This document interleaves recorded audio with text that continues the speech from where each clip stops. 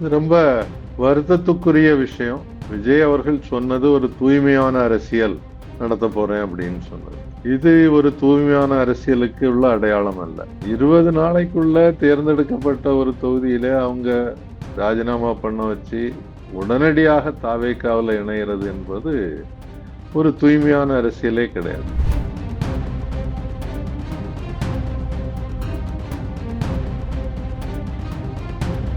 அந்த மறு தேர்தல் நடத்தும் போது என்ன ஆகும்? இதே ஆட்களை தாவேக்கா கேண்டிடேட்டா நடத்துவாங்க. அப்ப அவங்க தாவேக்காவினுடைய எம்எல்ஏக்கள் ஆயிருவாங்க. அப்ப அவங்களுக்கு இந்த 108ல இருந்து 112 ஆயிரும். இப்ப 3 நேற்று, இன்னைக்கு இன்னொருத்தர் போறதா சொல்றாங்க. அப்ப 112 ஆயிரும். அப்படின்னு பாக்குறது தேவையில்லாம செய்யக்கூடிய ஒரு மிகப்பெரிய தவறு.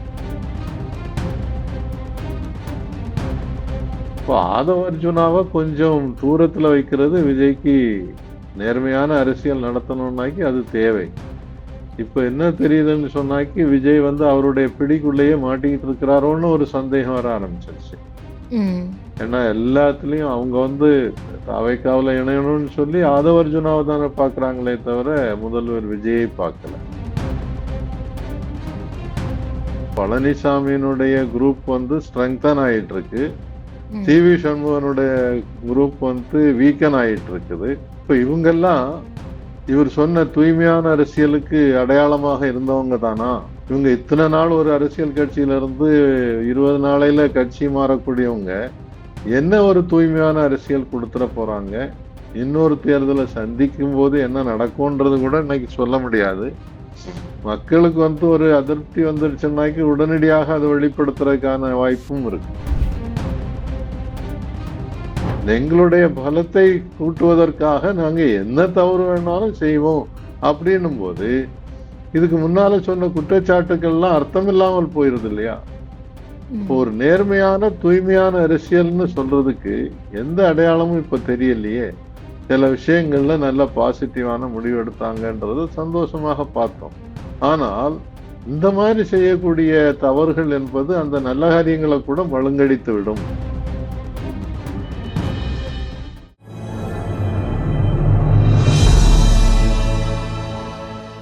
தமிழ் மீடியா நேர்களுக்கு அன்பு வணக்கம். இன்றைய நேர்காணலில் நம்முடன் இணைந்திருப்பவர் அரசியல் விமர்சகர் தாமஸ் பிராங்கோ சார். வணக்கம் சார். வணக்கம் சார். நேற்றைய தினம் பார்த்துருப்பீங்க, எஸ்பி வேலுமணியின் தரப்பினர் ஒரு 3 பேரை ராஜினாமா பண்ணி தாவேக்கால இணைஞ்சிருக்காங்க ஆதவ அர்ஜுனா தலைமையில். இது எப்படி பார்க்குறீங்க? இதில் குதிரை பேரம் தான் நடந்திருக்கு அப்படிங்கிறது அப்பட்டான முறையில் வெளியில் வந்திருக்கு. இதை எப்படி நீங்கள் அணுகுறீங்க சார்? ரொம்ப வருத்தத்துக்குரிய விஷயம். ஏன்னா விஜய் அவர்கள் சொன்னது ஒரு தூய்மையான அரசியல் நடத்த போறேன் அப்படின்னு சொன்னது. இது ஒரு தூய்மையான அரசியலுக்கு உள்ள அடையாளம் அல்ல. அவங்களுக்கு ஆள் பற்றாக்குறை இருக்கு. இப்போதைக்கு அவங்க வாக்கெடுப்புல வெற்றி பெற்றாச்சு. காங்கிரஸ் அவங்க கூட இருக்கு. சிபிஐ, சிபிஎம், விசிகேயும் முஸ்லீம் லீக்கும் அவங்களுக்கு அரசாங்கத்திலேயே பங்கு கொடுத்தாச்சு.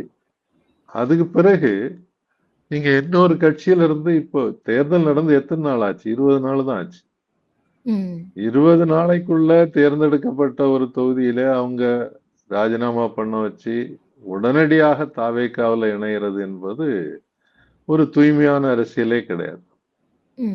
விளைவு என்னவா இருக்க போகுது? அவங்க 6 மாசத்துக்குள்ள உடனே மறு தேர்தல் நடத்தணும். அந்த மறு தேர்தல் நடத்தும் போது என்ன ஆகும்?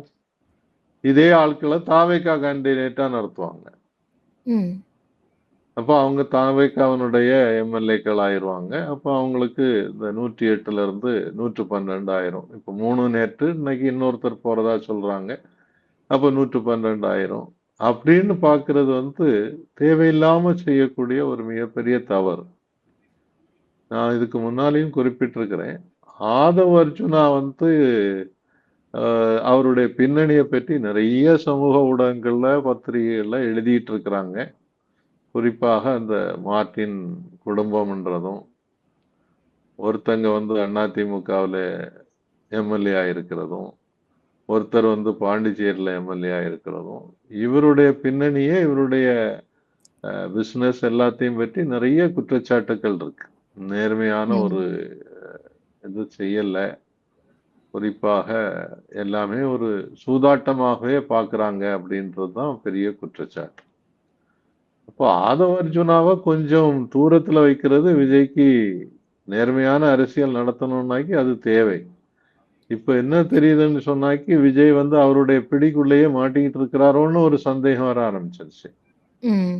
ஏன்னா எல்லாத்துலயும் அவங்க வந்து தாவேக்காவுல இணையணும்னு சொல்லி ஆதவ அர்ஜுனாவை தானே பார்க்குறாங்களே தவிர, முதல்வர் விஜயை பார்க்கல. இன்னொரு பக்கத்துல வேலுமணியோட குரூப், சி.வி. சண்முகம் குரூப்னு சொல்லலாம் அத. அவங்க வந்து இந்த இது வாக்கெடுப்பின் போது 25 பேர் அவருக்கு விஜய்க்கு ஆதரவாக ஓட்டு போட்டாங்க. இப்ப அவங்கள்லயே இப்போ வந்து ஒவ்வொருத்தரையா பிரிச்சு எடுக்கிறது என்பது அவங்களுடைய அணியும் வீக்கன் ஆகுது இல்லையா? அவங்க வந்து இப்ப வேற வழி இல்லாம அவங்க திருப்பி வந்து பழையபடி பழனிசாமியை சந்திக்க ஆரம்பிச்சிட்டாங்க. அதிமுக ஒண்ணா இருக்கணும்னு சொல்லி பேச ஆரம்பிச்சிருக்கிறாங்க. அப்போ சி.வி. சண்முகம் வந்து அவருடைய முயற்சிகள் எல்லாமே தோல்வியுற்றதாக இப்ப பார்க்கிறாங்க. இல்ல, ஏன்னா இப்போ இந்த வேலுமணி 3 பேரு மட்டும் இல்லாம, எக்ஸ்ட்ராவும் பல பேரும் இன்னும் தாவேக்கால இணையறதுக்கு வாய்ப்பு இருக்கு. இன்று கூட பார்த்தீங்க அப்டின்னா, இப்போ எஸ்.ஏ.கே. சுப்பையா அவர்களும் இணைஞ்சிருக்காரு.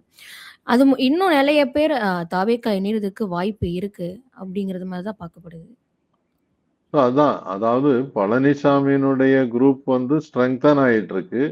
ம். சி.வி. சண்முகனுடைய குரூப் வந்து வீக்கன் ஆயிட்டு இருக்குது. இப்ப இவங்கெல்லாம் இவர் சொன்ன தூய்மையான அரசியலுக்கு அடையாளமாக இருந்தவங்க தானா? இவங்க இத்தனை நாள் ஒரு அரசியல் கட்சியில இருந்து 20 நாளையில கட்சி மாறக்கூடியவங்க, என்ன ஒரு தூய்மையான அரசியல் குடுத்துற போறாங்க? இன்னொரு தேர்தலை சந்திக்கும் போது என்ன நடக்கும்ன்றது கூட இன்னைக்கு சொல்ல முடியாது. மக்களுக்கு வந்து ஒரு அதிருப்தி வந்துடுச்சுன்னாக்கி உடனடியாக அதை வெளிப்படுத்துறதுக்கான வாய்ப்பும் இருக்கு. தேர்தல்னு வரும்போது. ம். அப்போ அவர் வந்து ஆதவ அர்ஜுனா இந்த மாதிரி வழியில இவங்கள ஒவ்வொருத்தரையா பிரிச்சு பிரிச்சு எடுக்கிறது என்பது, ஒரு கட்சியை பலவீனப்படுத்துவது என்பது, ஒரு நேர்மையான அரசியல் அல்ல, தூய்மையான அரசியல் அல்ல. பழைய உங்களுக்கும் உங்களுக்கும் எந்த வித்தியாசம் இல்லைன்னு ஆயிப்போகுதுல்ல. ம். பாஜக இதேதான் செய்யும். ஒவ்வொரு கட்சிகள்ல இருந்தா ஆட்கள சேர்த்து, அதுக்கு பிறகு அவங்கள அந்த கட்சி வீக் ஆயிரும். இவங்க பலமாவுதுன்றது எல்லா மாநிலங்களும் அவங்களுடைய செய்திருக்கக்கூடிய பின்புலமாக நம்ம ஏற்கனவே பார்த்திருக்கிறோம். அதே அணுகுமுறையை செய்றதுதான் நீங்களும் இருக்கிறீங்கன்னாக்கி, அப்புறம் நீங்க என்ன நேர்மையான அரசியல் குடுக்க போறீங்க? இந்த மக்களுக்கு, குறிப்பாக இளைஞர்களுக்கு, இளம்பெண்களுக்கு, ஓட்டு போட்டவங்களுக்கெல்லாம், நீங்க என்ன ஒரு அறிவுறுத்தலை சொல்லப் போறீங்க? எங்களுடைய பலத்தை கூட்டுவதற்காக நாங்க என்ன தவறு வேணாலும் செய்வோம் அப்படின்னும்போது, இதுக்கு முன்னால சொன்ன குற்றச்சாட்டுக்கள்லாம் அர்த்தமில்லாமல் போயிருது இல்லையா? அப்போ ஒரு ம். நேர்மையான, தூய்மையான அரசியல்னு சொல்றதுக்கு எந்த அடையாளமும் இப்ப தெரியலையே! சில விஷயங்கள்ல நல்ல பாசிட்டிவான முடிவு எடுத்தாங்கன்றத சந்தோஷமாக பார்த்தோம்.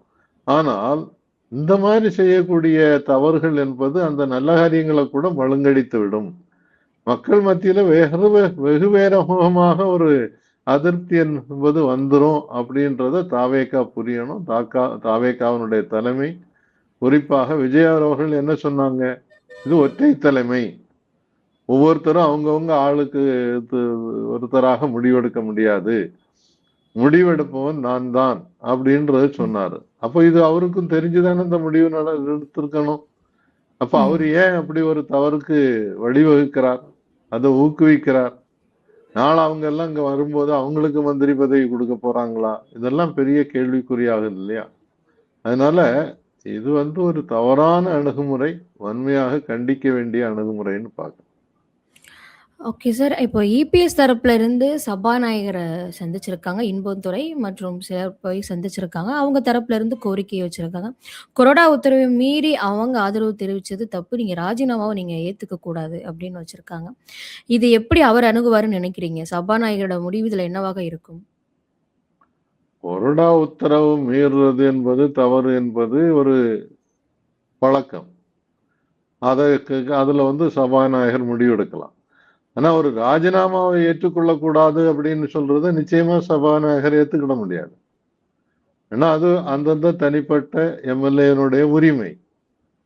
தேர்ந்தெடுக்கப்பட்டு வந்திருக்கிறேன், எனக்கு நான் தொடர்ந்து இதுல இந்த பணியாற்ற விரும்பவில்லை, நான் ராஜினாமா பண்றேன்னும் போது அந்த ராஜினாமா கடிதத்தை ஏத்துக்கிட மாட்டேன், உன்னை வெளியேற்றுவேன்னு சொல்றது என்பது சரியாக இருக்காது இல்லையா?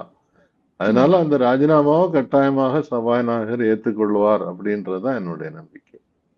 ஓகே. ஸோ என்னதான் மக்கள் வந்து அதிமுக வேணாம் அப்படின்னு சொன்னா தாவேக்காக்கு வாக்கு செலுத்தினாங்க.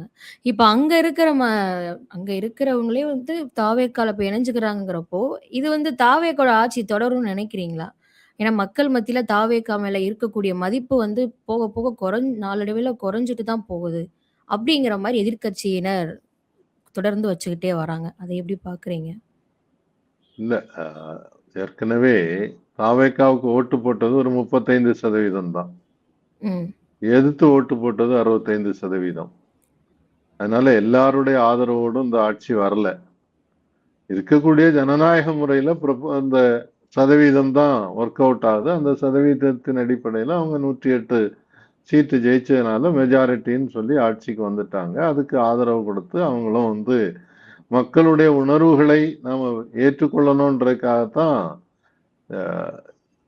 திமுக கூட்டணியில இருந்த 4 கட்சிகள் வந்து இன்னொரு தேர்தல் இப்போ உடனே வரக்கூடாது, 2வது இவருக்கும் ஒரு வாய்ப்பு கொடுத்து பார்க்கணும், இவரும் மதச்சார்பற்ற கொள்கையை நாங்க பின்பற்றுறேன்னு சொல்றாரு, தேர்தல் அறிக்கையின் போது அவர் சொன்ன சில விஷயங்கள் இருக்கு, இருமொழி கொள்கையை நாங்கள் பின்பற்றுவோம், இந்த டீலிமிட்டேஷனை நாங்க அப்போஸ் பண்றோம், ஒரே நாடு ஒரே தேர்தலை நாங்க அப்போஸ் பண்றோம், மதச்சார்பின்மையை நாங்கள் முழுமையாக ஏற்றுக்கொள்கிறோம், இப்படின்னு தான் சொன்னதெல்லாம் அடிப்படையா வச்சுதான் இந்த கட்சிகள் வந்து அவருக்கு ஆதரவு கொடுத்திருக்காங்க. சிலர் கூட இருக்காங்க, சிலர் வெளியிலிருந்து ஆதரவு கொடுக்குறாங்க. அப்படி இருக்கும்போது நீங்க வந்து அதிமுக உடைப்பேன், திமுக உடைப்பேன், திமுகவுல இருந்து கூட ஒருத்தர் ராஜினாமா பண்ணாரு, திருப்பி போய் ஜாயின் பண்ணிக்கிட்டாரு. இப்போ அதிமுகவுல இருந்த தனபால் ரிசைன் பண்ணியிருக்கிறாரு. காரணம் அவருடைய மகனுக்கு மந்திரி பதவி கொடுக்கப்பட்டிருக்கிறது. அப்போ இது வந்து ஒரு சரியான பார்வையாக நான் பார்க்கல. இது மக்கள் மத்தியில 5 வருஷம் தேர்ந்தெடுக்கப்பட்டதுனால 5 வருஷம் ஓட்டிடுவாங்கன்னு வச்சுக்கிடுங்க. ஆனா அந்த எதிர்ப்பு உணர்வு என்பது கொஞ்சம் கொஞ்சமா கூட ஆரம்பிச்சாச்சுன்னாக்கி அவர் நிலைத்து நிற்க முடியாது, ஒரு கேவலமாக தோற்கக்கூடிய ஒரு சூழ்நிலை வந்துடுறதுக்கான ஒரு ஆபத்து இருக்கிறது. இப்போ விஜய் வந்து அப்போ இருந்து சொன்னது ஊழல் நிறைந்த ஆட்சியா தான் போயிட்டு இருக்கு அப்படின்னு சொன்னாரு. தீய சக்தின்னு சொல்லிட்டு இருந்தாரு. இப்படி அதிமுகல இணைஞ்சிருக்காரு. ஆல்ரெடி அவங்க கூட்டணியில விசிக இருக்கு, ஐயுஎம்எல் இருக்கு, காங்கிரஸ் இருக்கு. அப்படிங்கிறப்போ அவங்களுக்கு அகைன்ஸ்டா இருக்கக்கூடியது தான் அதிமுக. அவங்கள ராஜினாமா பண்ணி இப்ப இணைஞ்சிருக்காருங்கிறப்போ, கூட்டணிக்குள்ள ஒரு முரண்பாடு ஏற்படும் இல்லையா? இப்ப நேத்து பார்த்தீங்கன்னா, எஸ்.எஸ். பாலாஜியோட எதிர்ப்பு தெரிவிச்சிருந்தாரு. நீங்க பண்ணலாம் அப்படின்னு. ஜோதிமணி அவர்கள் காங்கிரஸ் தரப்புல இருந்து அவங்களும் குரல் கொடுத்திருந்தாங்க. எல்லாத்துக்கும் ஆதரிக்க முடியாதுன்னு. இப்படி தொடர்ந்து வந்து கூட்டணிக்குள்ளேயும் முரண்பாடு ஏற்பட்டுச்சு அப்படின்னா, தாவேக்காவோட நிலைப்பாடு என்னவாக இருக்கும்? நிலையான முறையில் இல்ல, ஆட்சி நடத்த முடியும்னு நினைக்கிறீங்களா? இல்ல, இப்போதைக்கு ஆட்சிக்கு ஆபத்து இல்ல. அதே நேரத்துல இந்த கூட்டணி கட்சியில இருக்கக்கூடியவங்களுக்கே அவங்களுடைய நிலைமை வந்து ரொம்ப மோசமாயி போகும். அவங்கள நம்பாமல் அவங்களுடைய கருத்துக்களையும் கேட்காம ஒரு கூட்டணின்னு வந்தாச்சுன்னு சொன்னா அந்த கூட்டணி அரசியலை நடத்துறதுக்குன்னு ஒரு வழிமுறை இருக்கு. அப்ப எந்த முக்கியமான முடிவுகள்னாலும் அந்த கூட்டணி கட்சிகள்ல இருக்கக்கூடிய தலைவர்களோட பேசணும், அவங்களோடையும் கலந்து பேசணும். அப்பதான் வந்து அது ஒரு உண்மையான கூட்டணி அரசியலாக இருக்கும். சரி, உனக்கு மந்திரி பதவி கொடுத்துட்டேன், நீ உனக்கு துறையில என்ன செய்யணுமோ செய்துக்க, மீதி எல்லாம் நாங்க முடிவெடுப்போம் அப்படின்னு சொன்னா அதுக்கு ஒரு கூட்டணி அரசியலே இல்லை. இவங்க கட்டாயமாக மேற்கு வங்காளத்தினுடைய அனுபவம், நம்ம பக்கத்துல இருக்கக்கூடிய கேரளாவில் 2 கூட்டணியும் இருந்திருக்குது. இடது முன்னணி ஆட்சியில இருந்திருக்குது, இப்போ காங்கிரஸ் கூட்டணி இருக்குது. அவங்க எல்லாம் கூட்டணி அரசியல்ல எப்படி எல்லோரையும் ஒருங்கிணைத்து கொண்டு போறாங்க அப்படின்றது முக்கியம். இல்லைன்னா வந்து இவங்களுக்கெல்லாம் ஒரு ரொம்ப இக்கட்டான சூழ்நிலையில அவங்கள கொண்டு போய் விட்டுருவாங்க. வேற வழி இல்லாம அவங்க கடைசியில அவங்க ஆதரவு விலக்கிட்டு ராஜினாமா பண்ண வேண்டியது இருக்கும். அப்படி ராஜினாமா பண்ணும்போது அது ஒரு கெட்ட பேர் தான் உருவாக்கும். நீங்க உள்ள கொண்டு வர்றது இப்போ குறைந்தபட்சம் இப்ப விசிகாவுக்குன்னு ஒரு மரியாதை இருக்கு, இந்தியன் யூனியன் முஸ்லீம் லீக்குக்கு ஒரு மரியாதை இருக்கு, இடதுசாரிகளுக்கு ஒரு பெரிய மரியாதை இருக்கு, நேர்மையான அரசியல் செய்யக்கூடியவங்கன்னு சொல்லி. நீங்க அவங்க ஆதரவை விட்டுட்டு அதிமுகவில இருந்து வர்றவங்களை வச்சு நம்ம ஆட்சி செய்யலாம் அப்படின்னு ஒரு அணுகுமுறையில போறது என்பது அது பிற்காலத்துல ரொம்ப விளைவுகளை ஏற்படுத்தும். இப்ப 5 வருஷத்துக்கு நீங்க எப்படியோ பலரையும் கூட்டணியாக வச்சு பலரை அங்க இருந்து இங்க கொண்டு வந்து இப்படி எல்லாம் ஆட்சி நடத்திடலாம். ஆனா அது நிரந்தரமாக இருக்காது. அது ஒரு பெரிய பாதிப்பை உருவாக்கும் அப்படின்றதுதான் என்னுடைய கணிப்பு. இப்ப இடதுசாரிகளோட எண்ணம் என்னவாக இருக்கும் சார்? தவறான முடிவு எடுத்துட்டோமோ! தாவேக்கால இணைந்து அப்படின்ற ஒரு சிந்தனை அவங்களுக்குள்ள இருக்கும்னு நினைக்கிறீங்களா? இல்ல அவங்க ஏற்கனவே வெளிப்படையா சொல்லியிருக்காங்க. நாங்க இஷ்யூ பேஸ்டா தான் சப்போர்ட் பண்றோம். நாங்க பொறுத்திருந்து பார்ப்போம். உடனே அவசரமாக எந்த முடிவுக்கும் வரமாட்டோம். எங்களுக்கு குறிப்பாக மதச்சார்பற்ற ஒரு அரசியல் என்பது வேணும். பாஜக வளருவதற்கு நாங்க வழிவகுக்க மாட்டோம் அப்படின்ற ஒரு உறுதியாக இருக்கிறாங்க. அதனால அவங்களுக்கு அப்பப்ப ஒரு மனக்குழப்பம் உருவாகும், பிரச்சனைகள் உருவாகத்தான் செய்யும். அதுக்காக அவசரப்பட்டு அவங்க முடிவெடுக்க மாட்டாங்க. ஓகே. ஆனா இப்ப அதிமுகவோட நிலை இப்ப சரி கட்டணும் அப்டின்னா, இபிஎஸ் தரப்புல இருந்து என்ன ஒரு ஸ்டாண்டர்ட் எடுத்து வைப்பாருன்னு நினைக்கிறீங்க? இப்ப கிட்டத்தட்ட அதிமுக 3ஆ தான் உடைஞ்சு கிடக்கு. அப்படிங்கிறப்போ, இது திரும்ப மீண்டு வந்து ஒரு நல்ல ஒரு கட்சிய பிடிச்சு உட்காரணும் அப்டின்னா, ஒரு மிகப்பெரியான ஒரு போராட்டமா தான் இருக்கும் போல. அப்படிங்கிறப்போ இபிஎஸோட நிலைப்பாடு என்னவாக இருக்கும்? அடுத்த கட்ட ஸ்டாண்ட் அவரோடது என்னவாக இருக்கும்னு நினைக்கிறீங்க? இபிஎஸ் ஏற்கனவே ஆட்டி படைச்சிட்டு இருந்தது பிஜேபி தான். இப்பவும் அவங்களுடைய தயவு இல்லாமல் இவர் எதையும் செய்ய மாட்டார். அப்ப அவருடைய கட்சி இன்னும் பலவீனமாகி போறதுக்கான வாய்ப்பு தான் இன்னைக்கு தெரியுதே தவிர, அதிமுகவினுடைய வலு நாளுக்கு நாள் குறைந்து கொண்டே போகிறது. அவங்களுடைய வாக்கு எண்ணிக்கையும் குறைஞ்சு போச்சு. அவங்க கூட்டணியில இருந்த பிஜேபியில நாங்க 0 பிஜேபி கேம்பெயின் நடத்தினோம். 4ல இருந்து 1ஆக குறைஞ்சிருச்சு. அவங்களுடைய வாக்கு சதவீதம் 11% வரைக்கும் போனது இன்னைக்கு 2.8% குறைஞ்சு போச்சு. ஸோ அதனால பாஜகவும் பலவீனமாயிட்டு இருக்குது, அதிமுகவும் பலவீனமாயிட்டு இருக்குது.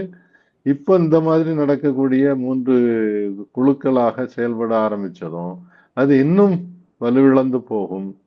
அது காலப்போக்கில் காணாமல் போய் கொள்ளக்கூடிய ஆபத்து இருக்குது. அப்போ அது திமுகவுக்கு பிரயோஜனமா இருக்கிறதுக்கான ஒரு வாய்ப்பு வருகிறது. நிச்சயமாக சார். பல்வேறு தகவல் நேயர்களுக்கு ஷேர் பண்ணியிருக்கீங்க. தொடர்ந்து பேசுவோம் சார். மிக்க நன்றி சார். நன்றி, வணக்கம்.